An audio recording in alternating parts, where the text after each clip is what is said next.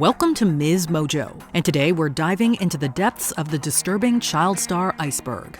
I've been waiting for someone to question the climate.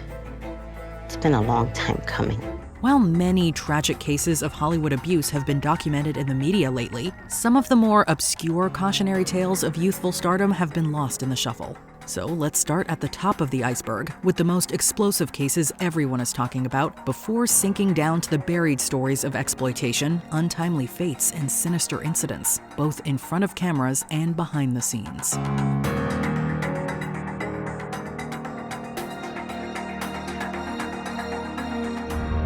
Tier 1. Trouble on Set. These high-profile cases of child star mistreatment have come to light in recent years, sparking a surge of interest in Hollywood exposés. Kicking things off, here are 5 recaps of Trouble on Set. Demi Lovato. One of the most outspoken young performers, Demi Lovato, who co-directed the Hulu documentary Child Star, has long been an advocate for voiceless budding actors. I dealt with depression. I dealt with all these things, and I also had an eating disorder and was binge drinking on the weekends. A bright Disney Channel darling, Lovato endured brutal filming routines during Camp Rock and was strapped to an intensive schedule of album releases and tours. This zealous profiteering that leaves no time for regular adolescent growth is not unique to Lovato, who's just a small part of this rampant child star cash cow pipeline. I had this mentality of like, if you're gonna work me like an adult, I get to party like one. But the reality was, adults weren't partying like I was. Allison Stoner. Another Disney star like Lovato, Allison Stoner has given countless interviews pointing out the high levels of stress to maintain a desirable shape and size for screen. As an early teen, Stoner developed an eating disorder. They remarked that the effect puberty had on their body led to obsessive behaviors. There were just these intense pressures that were incessant. Stoner was hospitalized for malnourishment at just 17, and though they've since recovered, it's undeniable that early fame can seriously upset childhood development. The toddler-to-train-wreck pipeline is a notorious and thriving industrial complex around child entertainers. Brian Christopher Hearn. A prominent feature in the massively viral series Quiet on Set, Brian Hearn's testimonies of abuse largely circle back to his race. Someone said the skin tone should be charcoal. As one of the few black child actors on Nickelodeon at the time, he was forced to perform uncomfortably racist skits on air. They set up the scene like he was selling drugs. And I was like, oh, the black kid gets to be the dealer? This highlights the power imbalance of top-level adults pitching lines and roles to minors who are not only too afraid to speak up, but are still too young to fully comprehend the jokes they're a part of. I'm laying on the ground, and then the dogs, they gotta lick peanut butter off my body. It was really uncomfortable. I didn't like that. I don't like this. Jeanette McCurdy. Former iCarly star Jeanette McCurdy was extremely open about abuses she suffered both at home and on set as a child star in her memoir, I'm Glad My Mom Died. As a kid, I'm surrounded by all these people who are my friends or my whatever, but they're all making money off of me. Despite pleading not to attend any more auditions, her mother was insistent on pushing her further into the spotlight. In her book, she also calls out the actions of the creator, who is believed to be Dan Schneider, a disgraced showrunner at Nickelodeon. I worked with an incredibly emotionally abusive producer. His explosive temper, strange obsession with feet, and inappropriate behavior with young stars have been thoroughly dissected in recent series. Dan is the kingmaker. He is the one who is deciding who gets a spinoff, who gets the most lines. If you are on Dan's bad side, you kind of could kiss your career goodbye. But Schneider was never acting alone. Drake Bell. One of the most disturbing revelations of Quiet on Set was just how many abusers were staffed at Nickelodeon Studios, most notably Brian Peck. The former Drake and Josh star's story highlights the disturbing manner in which disguised predators are so often entrusted with the well-being of young actors. Brian would come and pick me up for auditions. I would end up staying the night. He had pretty much worked his way into every aspect of my life. Bell himself would later be accused of child endangerment, though he has since redacted his guilty plea to explain the extenuating circumstances of his incident. Bell's situation sparks a conversation about the terrible ways a childhood fraught with abuse can lead to an adulthood full of struggles. I've watched tragedy after tragedy after tragedy in this business, and I went many years not wanting to even talk about it at all. Tier 2, Stunted Adolescence. These 5 child stars climbed great heights in their youth, but quickly showed the debilitating effects of premature celebrity status when they faced a series of crises as adults. Britney Spears. One of the most successful pop stars of all time and one of the most notorious media punching bags, Britney Spears perhaps best exemplifies these growing pains. After her debut on the Mickey Mouse Club, Spears' life was tightly managed and set on path for superstardom, whether she was ready for it or not. Enduring intense scrutiny as she mentally and physically matured, Spears suffered through public breakups, breakdowns, and bizarre questions about her virginity. Am I a virgin? Her life was picked apart by relentless paparazzi, leading to a 2007 meltdown and a 2008 conservatorship that lasted until 2021. The conservatorship, which really is put in place to take care of people, naturally shouldn't be a business that is making exorbitant amounts of money from someone who is so fit to work. Though she broke free in recent years and spoke out in her memoir, The Woman in Me, it's evident that she will forever be surrounded by rumors, speculation, and questions about her mental health. It's all rooted in the way she was treated as a fembot, programmed to produce hits and tours from a dangerously young age. They're hearing what they want to hear. They're not really listening to what I'm telling them. It's bad. Lindsay Lohan. Part of Spears' party girl entourage in the early 2000s, Lindsay Lohan was also harassed by the vicious media during a notably sexist era for female celebrities. I think there's a lot of pressure, especially when you lose a lot of weight and then people are telling you look great. Like, so did I look fat before? By 21, she found herself caught up in a series of DUIs, arrests, and rehab stints.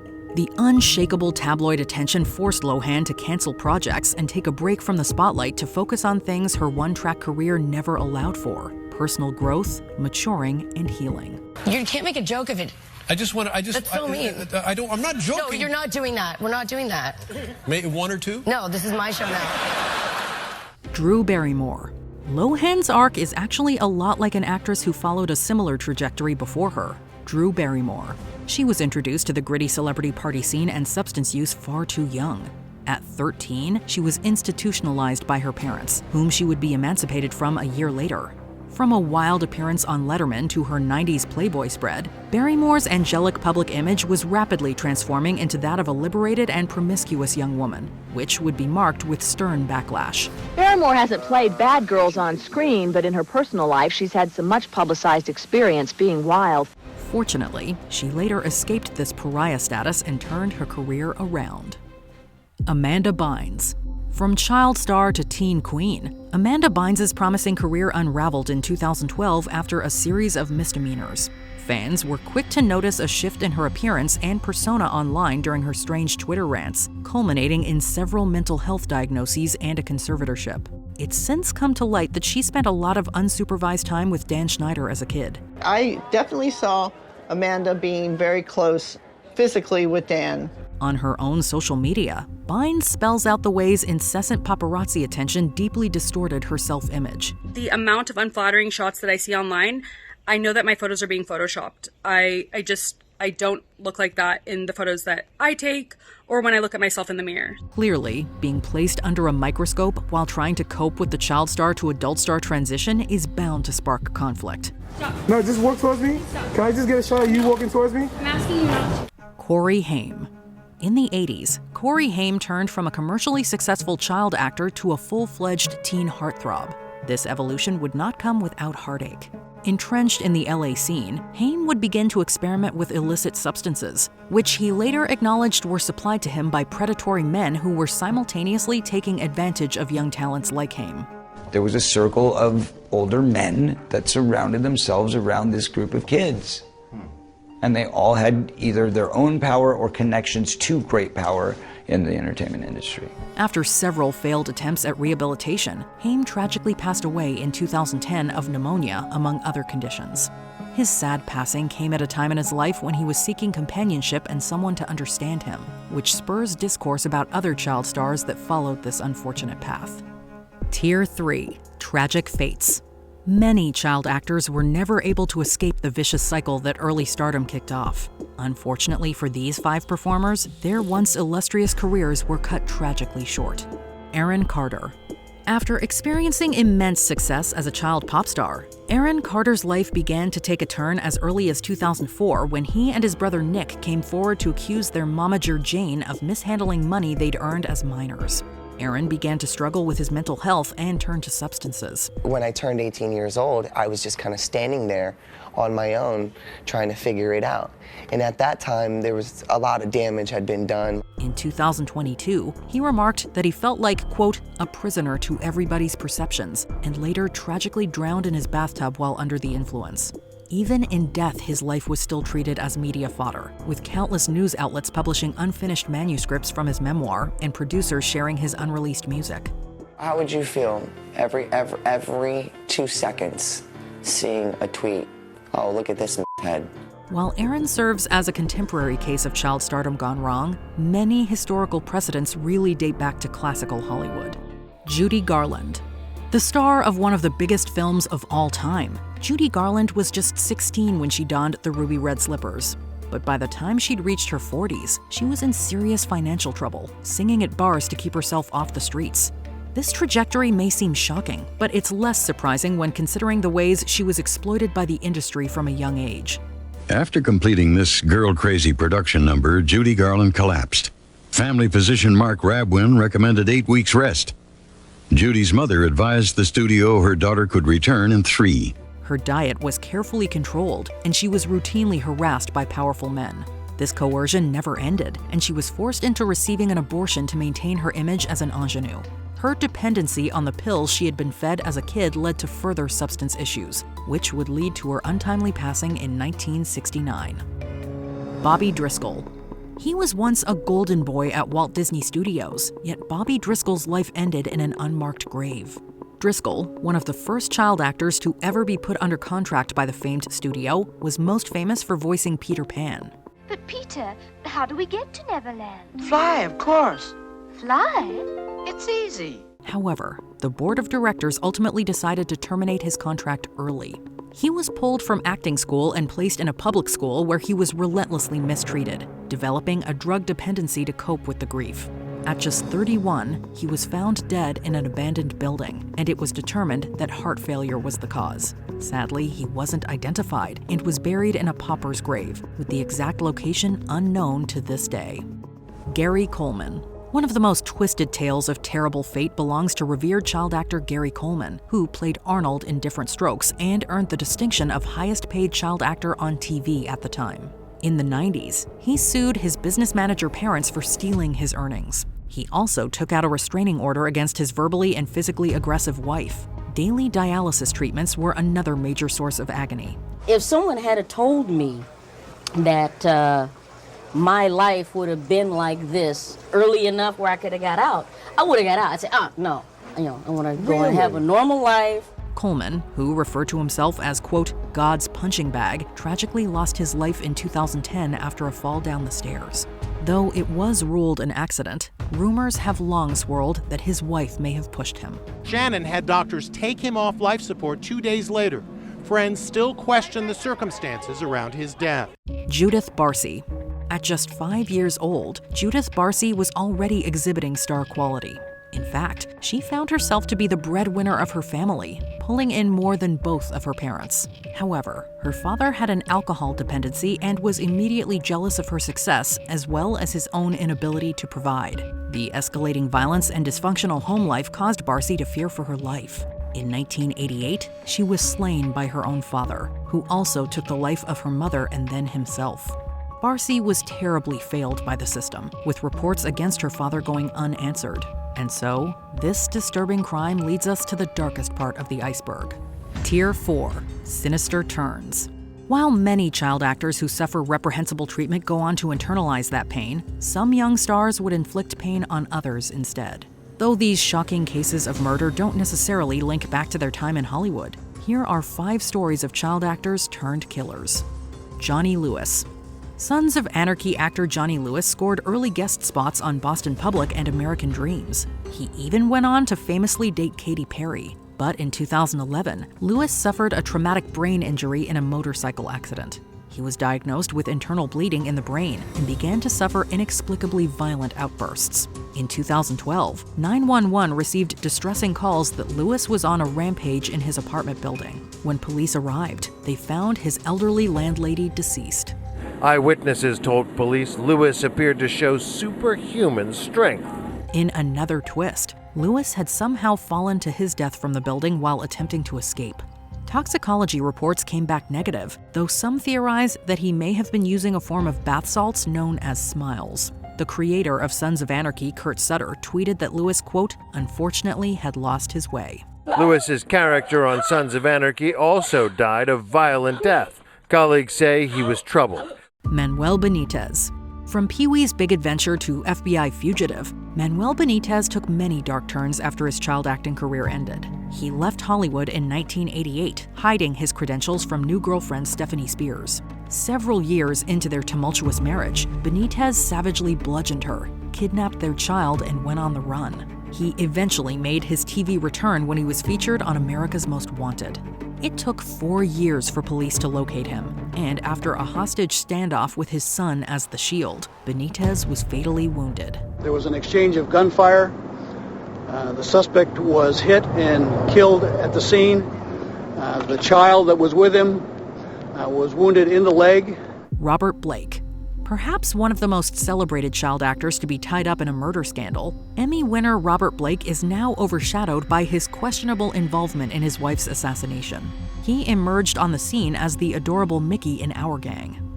All right, Spanky.